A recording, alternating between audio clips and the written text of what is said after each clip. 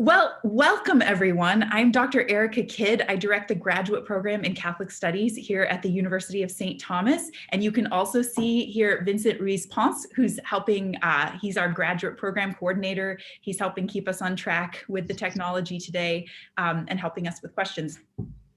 On behalf of the St. Thomas Catholic Studies graduate program, I want to welcome you to today's event titled, Is Science a Liberal Art? And I know this topic has generated a lot of interest. Today's event is hosted by the St. Thomas Graduate Studies, Catholic Studies graduate program. We, as many of you know, offer interdisciplinary courses incorporating philosophy, theology, literature, the arts, and of course the sciences. We're also very grateful today for two co-sponsors of our event. The first is the Scala Foundation, which is a movement of students and educators who are committed to what they term the transformative tradition of classical liberal arts education. And the second is Anselm House, just down the road from us, an organization that aims to help Christians, especially students and faculty, connect faith and knowledge with all of life. And I'll tell you, both these organizations are hosting lots of great events these days, so definitely check out their websites and see what's up. Enough chit chat. I'm excited to get to our speaker today. Let me remind you that you should send your questions directly to me, Dr. Erica Kidd, in the chat at the bottom of the screen. If for some reason you have trouble finding me, you can also send them to Vincent and he will make sure that they get to me. We have, I also just want to extend a special welcome. I know we have a lot of educators on the phone today or on the call today, people at the K through 12 level and also some professors, and that's always a delight. So we're excited to see kind of the range and variety of questions that come in. Our speaker today is Dr. Peter Distelzweig, who received his doctorate in history and the philosophy of science from the University of Pittsburgh. He has a BA in philosophy and an MS in physics education, and so his work examines the human enterprise to describe, understand, and explain the natural world.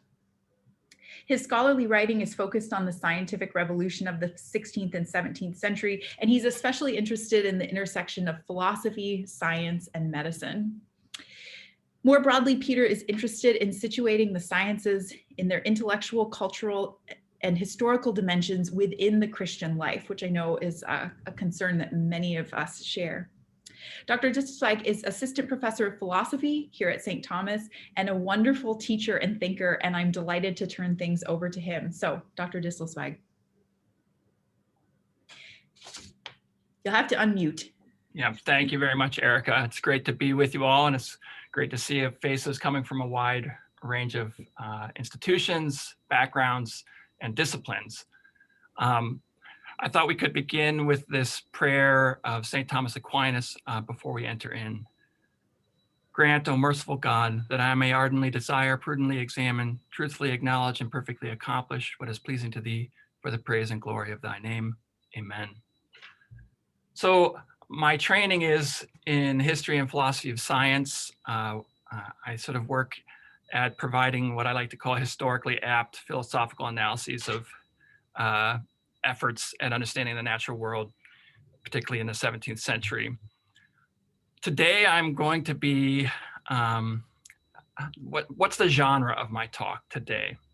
So my comments today are somewhere between a rant and a sermon. The point here is to provide what I hope are a fruitful and stimulating combination of the obvious and the provocative at the service of trying to get us to see the sciences in a particular way. So I frame this in terms of the original liberal arts, 7 liberal arts, the trivium and the quadrivium, right? Grammar, dialectic, and rhetoric constituted the trivium, and the quadrivium was constituted by geometry, arithmetic, astronomy, and music. And we find there astronomy, geometry, and arithmetic. But of course, much has changed, and it can feel forced to call some of these disciplines within the quadrivium liberal arts. Context and the connotations of liberal arts has changed. Context and connotations of math and science have changed. Here, my focus is on the natural sciences. So what I want to do with you here, one, is to give a brief case for the idea that the sciences are liberal arts. Second, to suggest why I think it's salutary in so many contexts for Christians to have a lively sense of the sciences as liberal arts. And then three, hopefully open up a lively discussion with you, and both now and amongst yourselves later. So one clarification before I dive in, and that is that I'm not really arguing exactly a thesis in education theory or policy, be it primary, secondary, or post-secondary, nor is it exactly a thesis about saving higher education, but it gets closer to that. It's simply an invitation to see the natural sciences through a different lens, one that I think wholesome to the extreme. All right. So a word about the history of the natural sciences. Much has changed, so I want to start there. And this is perhaps most motivated by a thought or an observation that can be brought to the fore by pointing out that sometimes people talk not just about a liberal arts education, but in some circles, it's a classical liberal arts education. And in the context of that turn of phrase, one immediately can wonder, well, are the sciences classical? I mean, surely aren't the natural sciences the modern sciences? Weren't they born with modernity? Aren't they, as a result, divorced in one telling from the grand intellectual traditions of Western civilization to seek an ennobling understanding of reality and the human condition, or divorced in another telling from that pre-modern morass of speculation, superstition, and credulity? Of course, this stark so-called discontinuity thesis about the so-called scientific revolution of the 16th and 17th centuries does not stand up to the scrutiny of historians of science. Not ruling out significant shifts and developments in the 16th and 17th centuries, which also happened in other periods as well. Still, the projects of the scientific revolution were projects rooted in antiquity, developed variously within the Islamic and Latin Middle Ages. The study of the natural world is ancient. The specialized expert examination of the natural world, mediated by technology in search of rigorous, often mathematically articulated understanding, is a project that reaches into antiquity in the form at least of optics, astronomy, mechanics, and music theory. The great philosopher, who Dante calls the philosopher, the master of those who know, and Aquinas calls the philosopher, was a biologist of stunning scope and depth. St. Albert the Great, as well, a biologist of stunning scope and depth, plants and animals, a matter theorist, a studier of rocks and minerals, and so much more. Important conceptual developments in the 14th century allowed for a more supple and apt mathematical description of locomotion, which developments are continuous with the work of Galileo in the 17th century. And indeed, Galileo and other prominent figures of the scientific revolution saw the use of mathematical, systematic observation, specialized equipment, and conceptual creativity and clarification as tools of natural philosophy, tools of a philosophical project, the natural philosophical investigation of creation. Indeed, the word scientist is a word coined in the 19th century and only very slowly replaced the long preferred natural philosopher moniker. Galileo insists that God writes the book of nature with geometric figures. Johannes Kepler's mathematical treatment of the heavens seeks to reveal the deepest designs written into nature by God, its creator. Success here means we are thinking God's thoughts after him.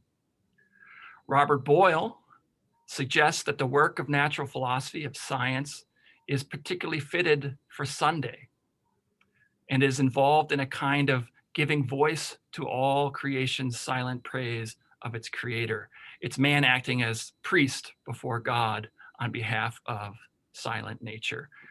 The heavens indeed are telling the glory of God, and the firmament proclaims his handiwork. And to really proclaim it, you gotta get into the depths and the details of that handiwork. In addition, I want to suggest that one should not exaggerate the significance of the Baconian thread in early modern science, the preoccupation with technological advancement. First, the technological and practical relevance of natural philosophical knowledge is present in antiquity and the Middle Ages. Perhaps most prominently in the context of medicine, but more broadly too in mechanics, optics, matter theory, astronomy, and so on. Furthermore, the technological impulse is far from ubiquitous or all-consuming amongst early modern thinkers and studiers of nature. Ultimately, and regardless of these finer points, surely want to say truth, broadly speaking, is always practical because of its connection with reality.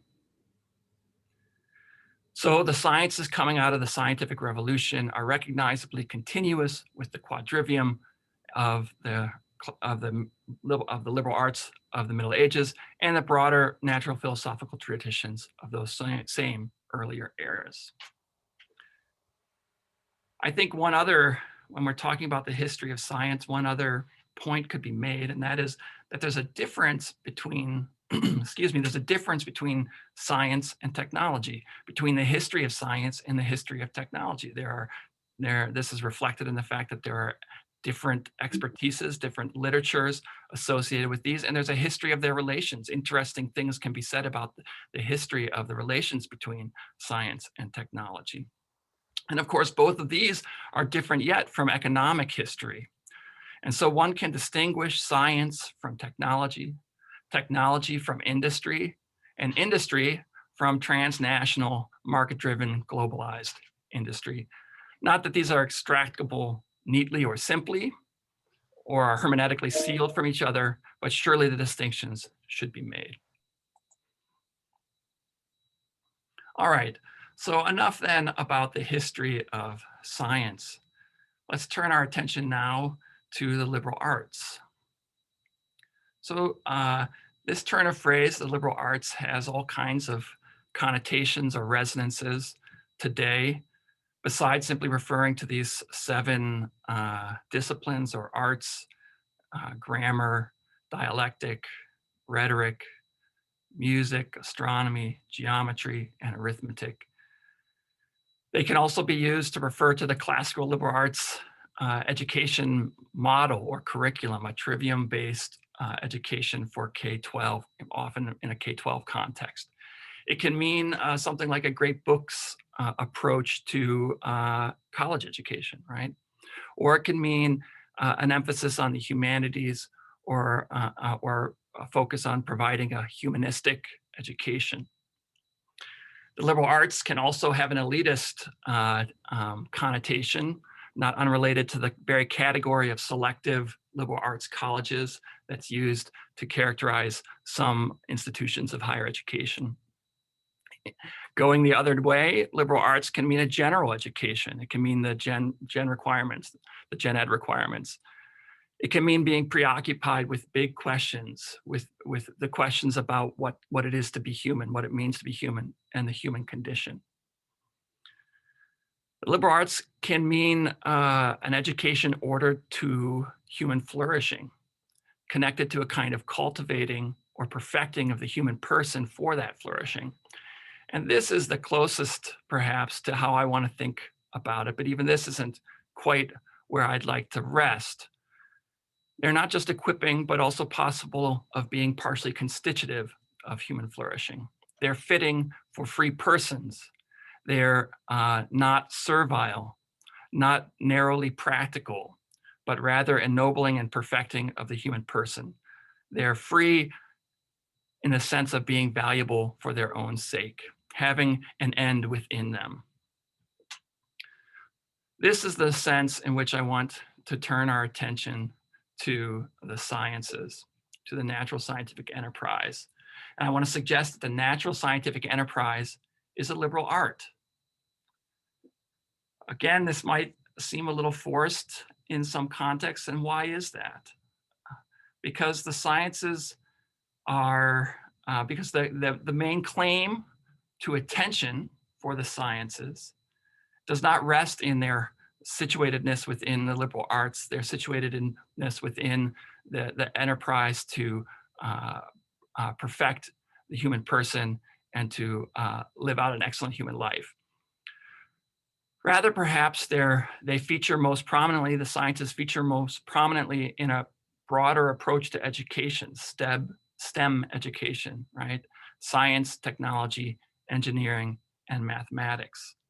So this approach to the sciences and science education firmly locates the sciences not within the liberal arts context, but rather as a part of an integrated set of knowledge, skills, perspective, and knack, motivated by a concern for the current and future strength and growth of our economy. It's premised on the importance to that economic growth and material well-being of a kind of enhanced, highly technical, entrepreneurial, problem-solving, and product development skill set. STEM in recent times has been expanded to STEAM. An A has been added. The arts. This development is making its presence felt at the University of St. Thomas, which is in the process of fundraising for and planning to build a new STEAM building: science, technology, engineering, the arts, and mathematics. Which this STEAM vision adds the arts to the vision or to the picture of what kind of complex integrated skill set will get our kids employed and keep our economy moving. Upon reflection on STEAM, I find myself more with some frequency, and to the eye-rolling annoyance of people who know me well, asking why not add the humanities and just call it STEAM, add an H: science, humanities, technology, engineering, arts, and mathematics. Then we would have pretty much the whole of the university, pretty much the whole of human learning, except it's been captured by the business school, except that it's been proletarianized. Joseph Pieper, the German philosopher, Catholic philosopher, suggests that the proletarian is the one whose life is fettered or consumed by or restricted to the, quote, vast utilitarian process in which our needs are satisfied. STEAM would proletarianize all of human learning, or almost all of human learning, perhaps not the dire, gray, if starkly heroic proletarianism of Eastern Bloc and Soviet social engineering, but rather a kind of glittering and shallow, a bread and circuses, a manipulating and distracted and ultimately uneasy proletarianism. The tradition of grand challenges and humanitarian STEM notwithstanding, that is the goal and the dynamic to which STEM and STEAM and STEAM would be oriented. Back in 2009, a family member or two of mine sent me a link to an article in Harper Magazine. The article was called Dehumanized, and the subtitle was When Math and Science Rule the School by Mark Sluka. It was an interesting read, but the article was not about math and science ruling the school. It was about STEM. In the introduction, he says he's going to tell us about a play, and it's a play about the quiet retooling of American education into an adjunct of business, an instrument of production. But as I suggested above, science and its history is to be distinguished from technology and engineering, and this history is to be distinguished from industry, let alone globalized transnational companies. All right, so with STEM set aside, hopefully we can sort of extract the human natural scientific enterprise from that, its most prominent setting in contemporary culture, to see that it's philosophical and free at root in its stem and its branches, even if it's cultivated now, perhaps slightly bent and mangled to maximize the production of a certain kind of fruit.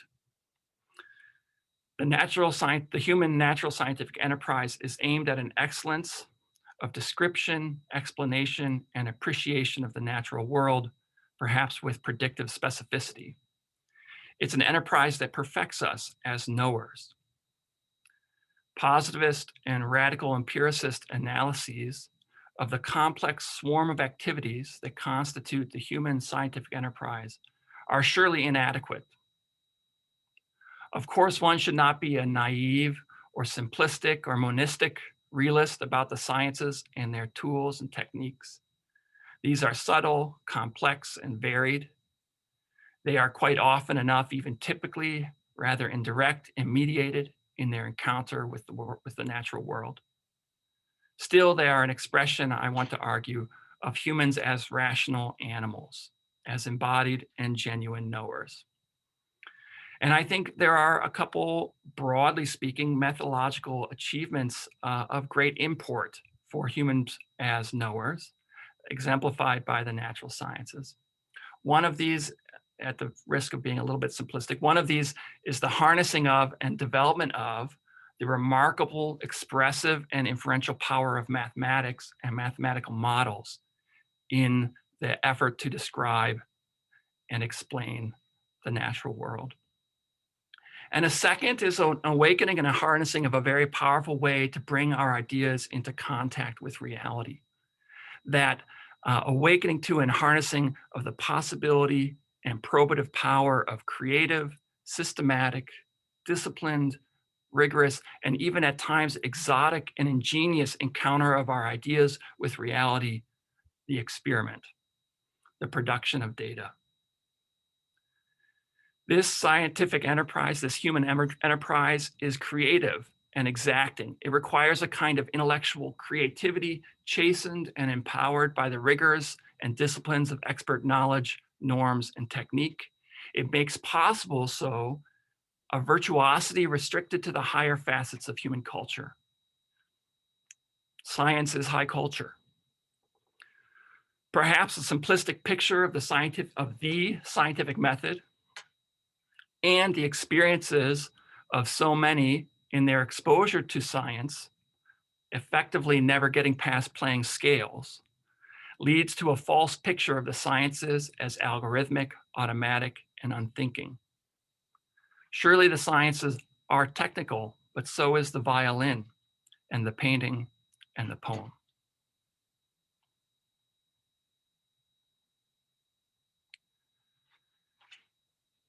In the rigors and demands of scientific research, which make this the kind of thing for which we can see genuine human excellence, virtuosity, in the rigors and demands of the scientific research can be found a recognition of our finitude, our creatureliness, and our dependence.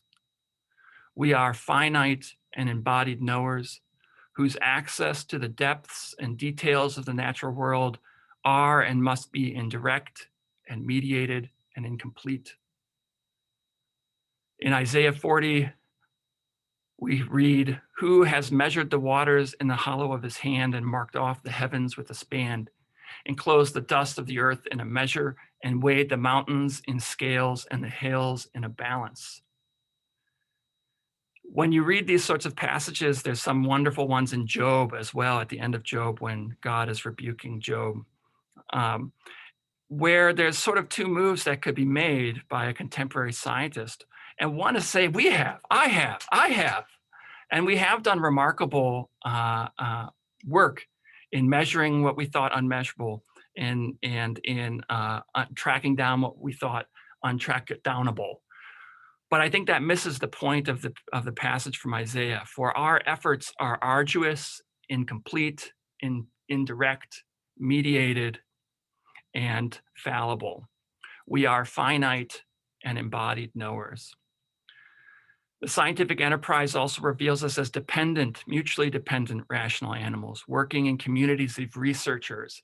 It's not an accident that social epistemology is currently a very prominent set of tools for understanding the scientific enterprise. The scientific project requires the work of many in common cause, preferably united in friendship. The scientific enterprise, to participate in the scientific enterprise, is to be a part of a complex historical reality, a rich, ongoing accomplishment and expression of human culture with its own history, like art history, or like the history of literature or of the theater. The human scientific enterprise sheds light on the human condition.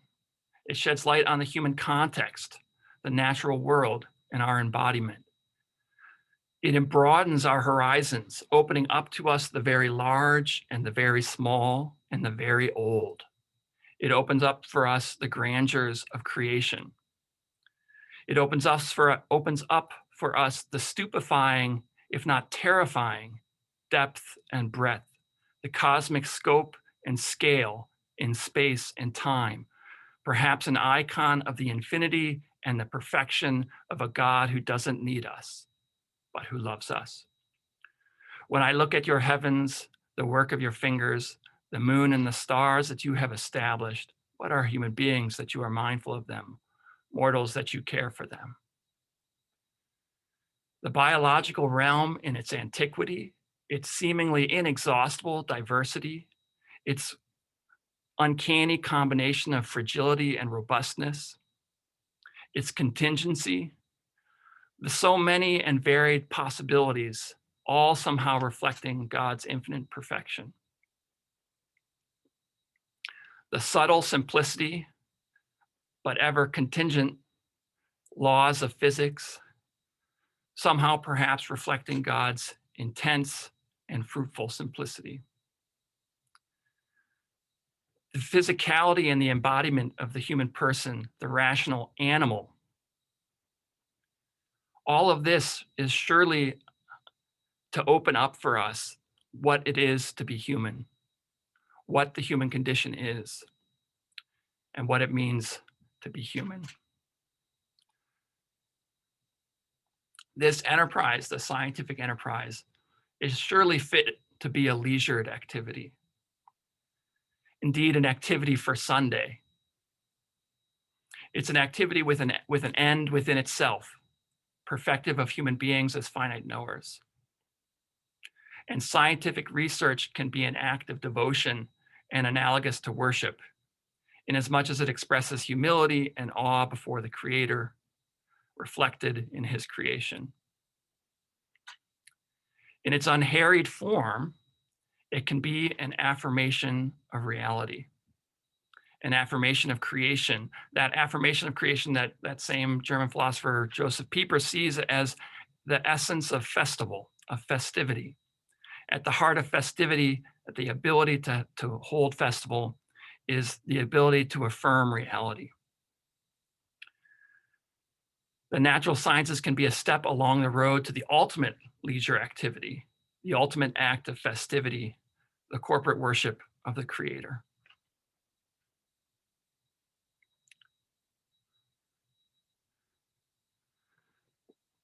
So there's my sermon. Why does this matter? Well, I think it matters because it's important to recognize the sciences for what they are.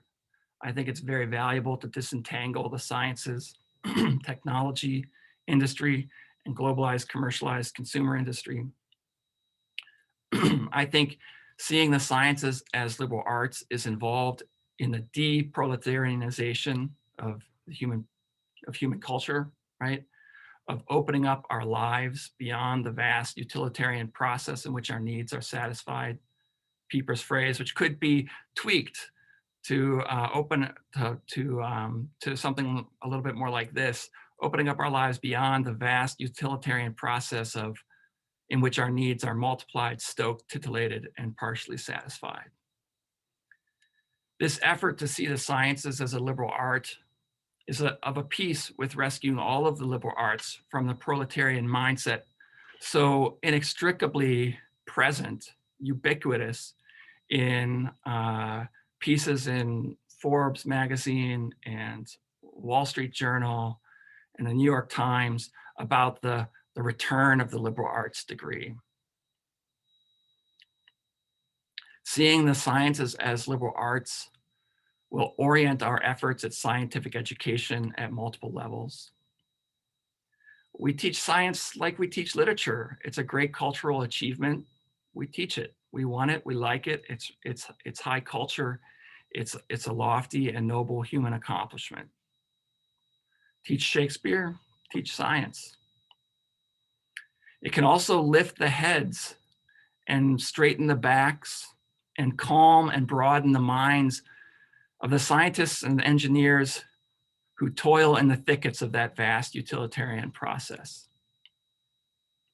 It can help escape the peculiar and intellectually cramping and character corrupting partisan political batting about and battering and bastardizing of the sciences. The old science wars of the 80s and 90s are replaced by a new kind of partisan science wars. Seeing the sciences as liberal arts can help us to escape that peculiar and unfortunate dynamic. Seeing the sciences as liberal arts reconnects the sciences with the vision of a human being as genuine, complex, and finite knowers, creatures made in the image and likeness of God. And two, let the sciences be an exploring, a dwelling upon creation, an affirmation of reality, of creation. The heavens declare the glory of God, as does dirt and pond water and the microscopic realms, and the cosmic scales in both space and time, and black holes and human origins, the brain and the human form. The exuberant and loosely hanging intelligibility of the Gothic patterns of diversity exhibited by the living world, and the elegant and subtle simplicity of fundamental physics, and the unavoidable and haunting contingency of it all. Thank you. That was terrific, Peter. Thank you so much. I was sitting here rethinking all my life choices. Like, I don't think I should have done philosophy. I think I should have done physics, but it's too late to get up to speed at this point. I also, gosh, it's so rich. Well, first, let me just remind you, if you have questions, and there are a couple coming in, send them to me, Erica Kidd. Just send a private chat to me and I will share them with Peter. You know, it's so hard not to be jealous as someone in the humanities and philosophy. You look at these science buildings going up and you think, oh, you know, to have my hands on that money, what we could do with that. And one of the things that you're reminding us is that in every discipline, there's a temptation to say get in bed with the devil. That's a little too strong, but you know, to let your purpose waver and to start to buy into economic interests such that you're not really doing the thing anymore, but you've sort of become a slave to this external thing. I also think maybe St. Thomas should hire you in their marketing department with your STEAM. Come to St. Thomas for STEAM. So it's funny because it seems like STEM, STEAM, STEAM is trying to expand. Absolutely. And you're saying, actually, the liberal arts are bigger than we realize, right? More capacious than we realize. Yeah, there's just so much in there. Thank you so much. So I better get to questions because there are lots and really interesting ones. First, we're going to start with the Wittgenstein one because I'm a Wittgenstein person. This comes from Stefan, who says, Wittgenstein called man a ceremonial animal. Could scientific research, which requires long hours in cloistered environments in tight communities, ever be considered ceremonial if properly consecrated to God? That's a really rich suggestion and interesting one. I'm not familiar with the sort of the subtleties and the context of that comment of Wittgenstein's. But there's interesting resonances there with the idea of the sciences as devotion, right? As devotional and as even analogous to worship. I mean, I do think, and I appreciate you sort of flagging this little comment that I made along the way, which is the social or character of the sciences. And I mean, all of these things can be corrupted, right? All of these things can go worse or better, right? This is not a claim that the labs out there are actually like bastions of a virtuous community or something. But I think it's important to recognize that the scientific enterprise in all its variety is a social enterprise. And it's an enterprise that really requires certain kinds of virtues, intellectual virtues, like intellectual humility and sort of disinterestedness in one's own position, and on, that are actually perfective of the human person more broadly and more generally. And the fact that the sciences are, as you said, involve intense, long, drawn out, cloistered work in a, in a lab, right? One could see a hint of liturgy there, or of ritual there. I mean, one could see very easily like a monastic laboratory, right? A laboratory in which there's ora et labora is the ethos. So I think that's a really suggestive and interesting comment. I'd love to unpack it more with you sometime. Yeah, he adds, think Gregor Mendel. Yeah, sure. Yeah, I think this is exactly right. I mean, part of the Wittgenstein point, it seems to me, is that do you look at ceremonies as forms of life, and different forms of life, different ways of being in the world, make certain thoughts, certain activities, certain forms of speech possible that just aren't possible in other contexts. So yeah, it's a really great suggestion. Okay, so many questions. How about this one about the social sciences? How do the social sciences fit into the picture you paint and your directive? Some of those who wish to dismiss the expertise of scientists have denigrated that expertise as politics by other means. How would understanding the sciences, especially the social sciences as liberal arts, interact with this? So to push you a bit beyond where you were. Yeah, I'm not comfortable going there very much, but I'll say a few things. I guess I think that I mean, part of what I guess let me say it this way. Part of what I'm trying to do here and in other places, in other contexts, in this class that I teach for the Catholic Studies MA program on Science and Catholicism, one of the things I'm trying to do is to break down artificial sort of divisions or walls between philosophy and the natural sciences. So my preoccupation is with the natural sciences. But the idea is that a simplistic picture of what the scientific method is and how the sciences work, a simplistic picture of that can be used or be connected to a desire to sort of quarantine the sciences from philosophy, and that can be motivated by a variety of things. And I just think it's just not true. Like the scientific enterprise is continuous with both philosophical and everyday thinking. And so I would say something similar about the social sciences. I mean, this gets really sort of beyond what I've thought hard about. But again, I think my instinct would be to see the social sciences as, to wonder about the cultural context of the social sciences, like I did natural sciences and STEM, and sort of reflect on what is the kind of cultural setting of that jewel, so to speak, that makes us see it a certain way, and see what needs to be challenged in order to extract it from this sense of it simply being the tool of political wonks or something, right? But it's a little bit beyond my wheelhouse to say much more than that. I hope that was somewhat helpful anyways. It's a great question though. It's great. We'll bring you back next year to tackle that. Let's see.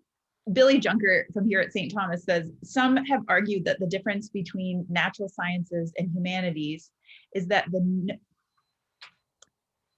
knowing the history of science is not necessary for being a good scientist, whereas knowing the history of the humanities is constitutive of humanistic knowledge.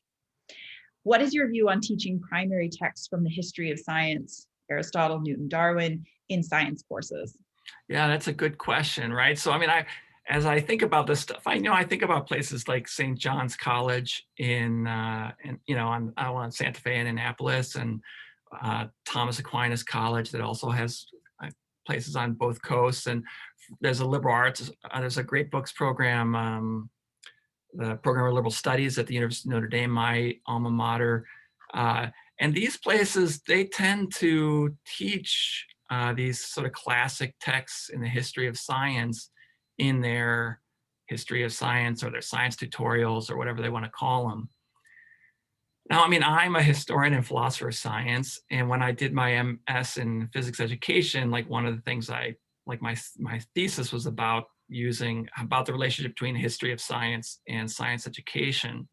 So I've thought a bit about this. I think that two things could be said. One is you should all, I mean, the history is great. You should know the history. It's rich, it's human, it's the history of human culture, just like these others are. It's humanistic in the sense of understanding the history of human accomplishment and human reflection on the world and on itself. So you should do the history, like the history is great. But there's another point which has to do with whether that's constitutive of the natural scientific enterprise. I certainly think it's salutary and would be helpful for reorienting people. But I think that the history, the complex historical reality that is the human scientific enterprise, the practice of it, its relationship to its own history is genuine. And we stand on, so to speak, the shoulders of giants, not that we see any further or often enough, but the history's there and the history's built into the enterprise, and there's a tradition built into the enterprise, but it's just encoded differently and it's interacted with differently. So I have mixed feelings about it's like a whole hog, great books style approach to teaching the sciences, certainly at the college level. I think it would be really rich and very, very beneficial for science majors to do that. But I wouldn't want to think of that as constitutive of participating in the historical realities that is the scientific enterprise. It's such a good question. Yeah, fantastic. Yeah, I mean, I'm just thinking of my own discipline, philosophy. The history is what teaches you what kinds of things are worth paying attention to. Like that's where you that's where you develop your capacity for attention and you develop a nose for what's worth paying attention to. So yeah. All right, a question from Margarita from the Scala Foundation. I've heard mathematicians say anything can be described in a mathematical model. Does that mean a mathematical model can describe a person's life, say as a biography or eulogy might, or as we might describe our own life? And she's really just asking, what does it mean? You talked a little bit about mathematical models. What are some of the limits of those models? And are there things that outstrip those models, or how would you characterize what outstrips those models? Yeah, that's a fantastic and very deep question.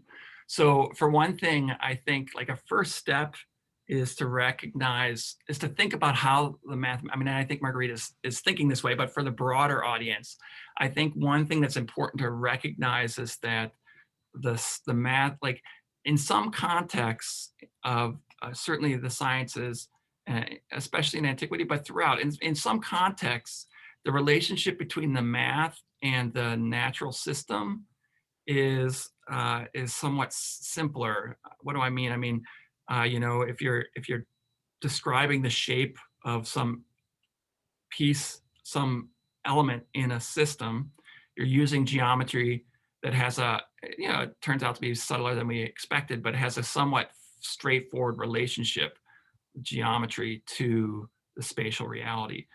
But lots of mathematics doesn't work that way. I mean, this stuff that the role of mathematics in the sciences most usually doesn't work that way. That is, it's not just a painting, so to speak, of the natural system. It's much more complicated in its representative role. So, for example, the conceptual advances that I talked about that occurred in the 14th century that allowed for a sort of what I call a more apt or supple representation of locomotion in using mathematical tools actually represents distances as spaces and times as lines and times as points on a line and instantaneous velocities as lines.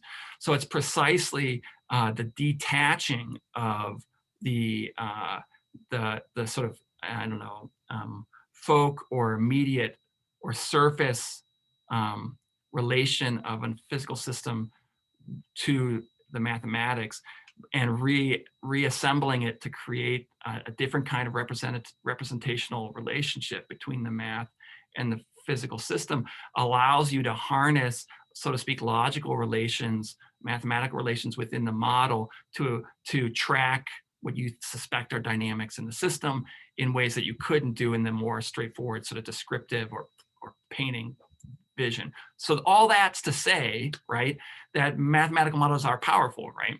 but it's also to say that they depend entirely on the mediating. It seems to me their representative role depends on the mediating role of the scientist. Any mathematical system that's used in the sciences could also simply be treated as math. So its relation to the natural world is not written into it, but is mediated by other practices within the science.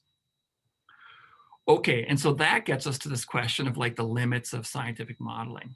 So, I mean, I had a colleague whose dissertation when I was at Pitt was basically a centerpiece of it was a mathematical proof that basically it was, well, this is a simplified version, that basically any distribution of data, like in any number of dimensions, could be captured in a multivariable partial differential equation of this insane complexity. But his argument was supposed to be you will always find order.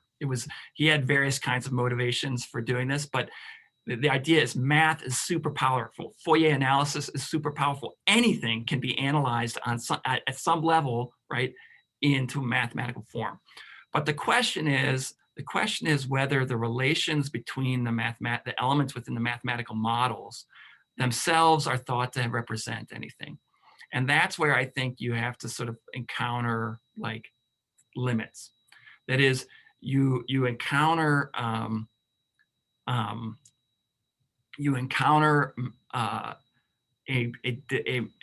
instrumentalization of the mathematical representation, so that its relationship to the human life or to love or something is going to, maybe you do one description, you could characterize it somehow, maybe mathematically, but there's not going to be any sense in which any of the mathematical structure involved in that representation is going to be capturing anything of any significance in the dynamic.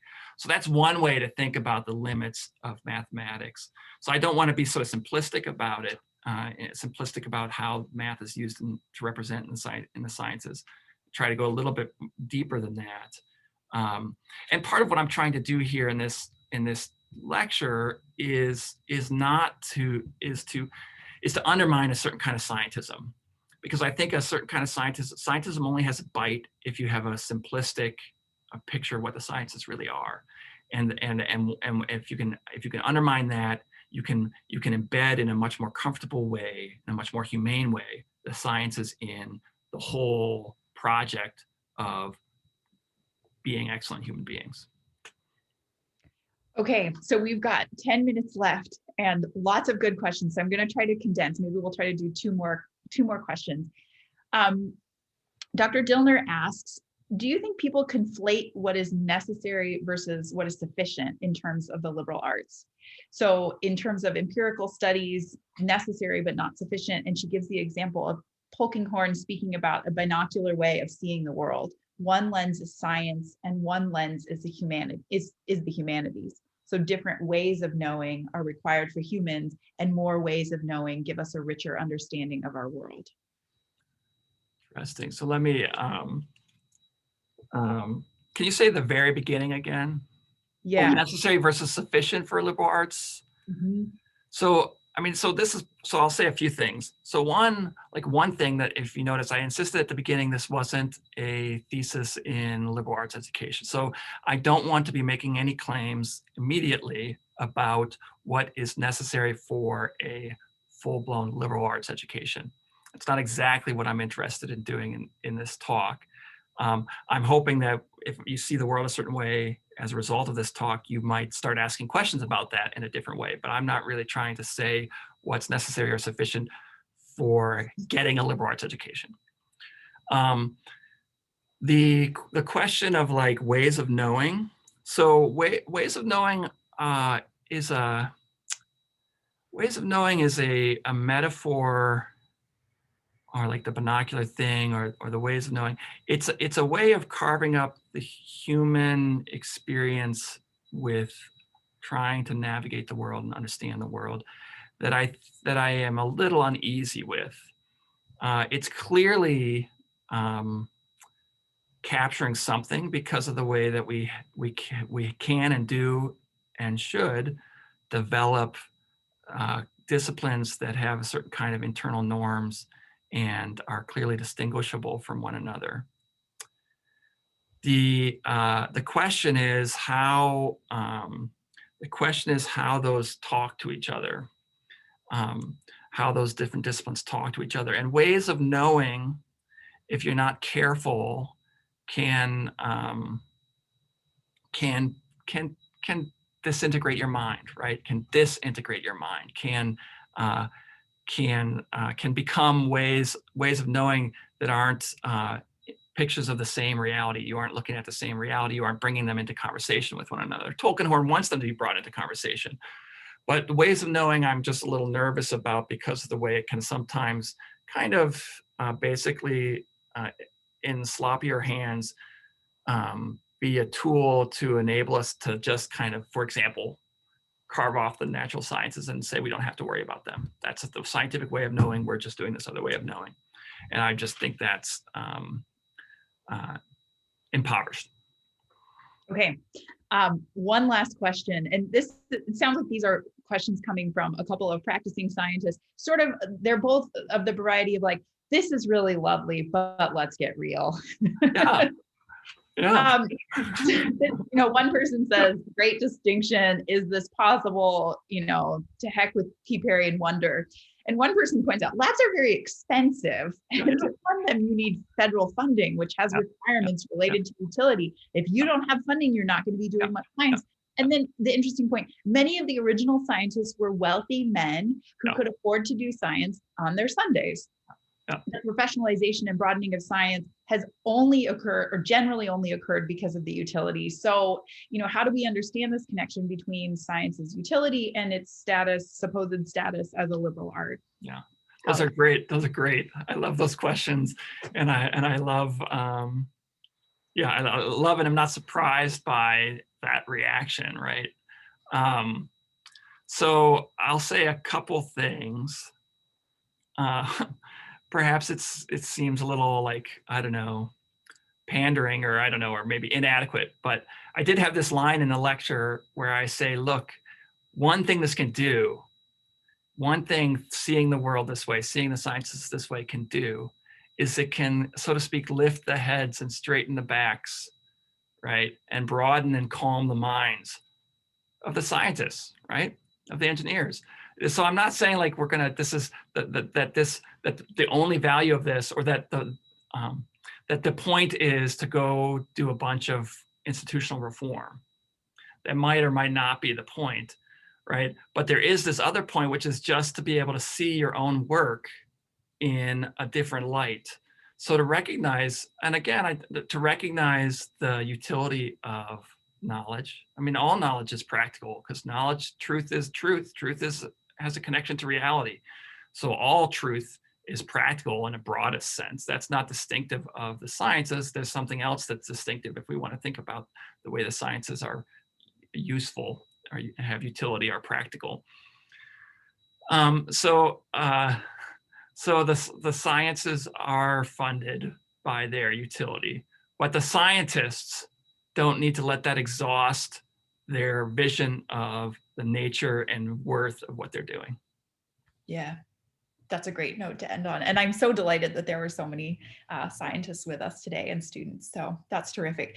Thank you so much, Peter. This was rich and interesting. And I can tell by the questions that came in, our conversation could have gone on much longer. So a couple of closing comments. Just first of all, I appreciate how much your talk was just right at the heart of the kind of integrating work that we do in Catholic studies, and you're helping us reach even maybe a little beyond where we typically are. With your class on the science and Catholicism. I think if anyone's interested, there might be one spot left in the Science and Catholicism course, and it is taught in a high flex mode, so you could take it from anywhere in the world. So if you're interested, you can reach out to Vincent about that. I should also mention, because we have a number of K-12 educators on the call, that in Catholic Studies, we also have a certificate in the mission and culture of Catholic education. Again, if you're interested, Vincent is the person to talk to about that. And finally, we have another really great event coming up in April called It's the End of the World as We Know It, and I Feel Fine, Catholics and the Apocalyptic Imagination. So that's going to be about apocalyptic literature. And if you're on our mailing list, you'll get the details, but that's April 22nd at 7 p.m. Central. So I also should mention we're co-sponsoring an event with Scala and the Christian artist Makoto Fujimura tomorrow at 5 p.m. Central. So again, check their website. But most of all, thank you for your wonderful questions. I just got a comment from someone who says, hopefully the world doesn't end before then.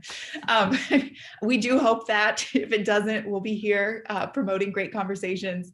Thank you all for being here. And don't hesitate to reach out if you have any questions for us or for Dr. Distelzweig. Thank you. Yeah, email me hard questions, and I'd love to talk to you guys about some of this stuff and be pushed back on, especially. Yeah, absolutely. Thanks.